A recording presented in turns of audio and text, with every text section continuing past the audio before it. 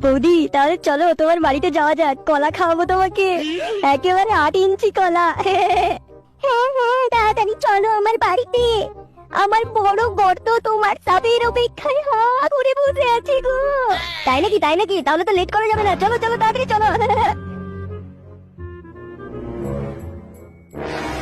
বৌদি তুমি কাপড় খোলো, না পারলে আমায় বলো। বৌদি বৌদি আমি বাঙালি, আমি তোমাকে চিৎ করেই শোয়াবো, ঠিক আছে? হ্যাঁ হ্যাঁ তুমি যা করে পারবে তাই করেই শোয়াও, শুধু আমার গর্ত ভর্তি করো।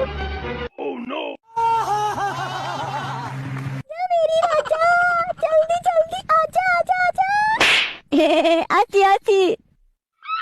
বৌদি তুমি তো উপর থেকে যেমন তেমন, আর ভেতর থেকে পুরো রসে ভরা মৌচাক। দেরি না করে এসো, আমার খাটটা কাঁপাও। শুধু খাট কেন, পুরো ঘর কাঁপিয়ে দেবো, গ্রাম কাঁপিয়ে দেবো, দুনিয়া কাঁপিয়ে দেবো, ভূমিকম্প নিয়ে চলে আসবো। কি ভাবছো তুমি? ফুটো ফুটো, আমার নাম ফুটো, পুরো দুনিয়ার মাগিদের ফুটো বন্ধ করতে আমি এক্সপার্ট।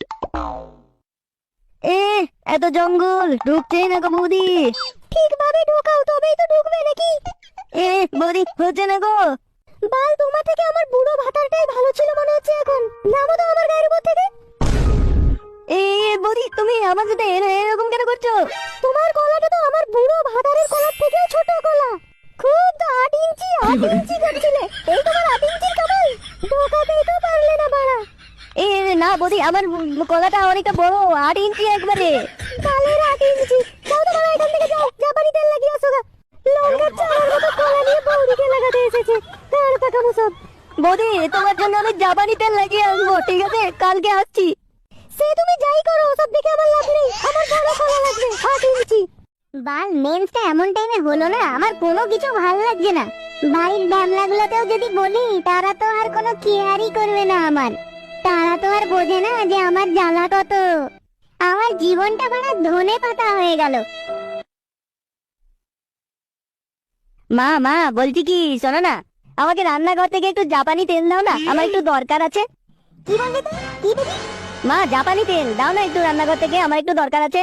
রান্নার বাচ্চা দেন না, তুই জাপানি তেল কি করবি? হ্যাঁ একটু জাপানি তেলই তো চেয়েছি, সোনা দানা হাই পঞ্চায়েত হিরে কিছুই তো চাইনি, তাও তোমার দিতে প্রবলেম। এই ঢ্যামনা বাপের জন্য তার বেটার ঢ্যামনাতে পরিণত হয়েছে, তোদের ঢ্যামনাগিরি বের করছি আমি, দাঁড়া। আমি কি করলাম? মদন, ফুটোর কি খবর রে? ক্লাবে আসছে না আজকে? লেওড়া যা সিয়ানা মাল, পারো বৌদির সাথে পক পক করতে গেছে। লেওড়া আমাদের ক্লাবের সব থেকে চুতিয়া পার্টনার হলো এই ফুটো।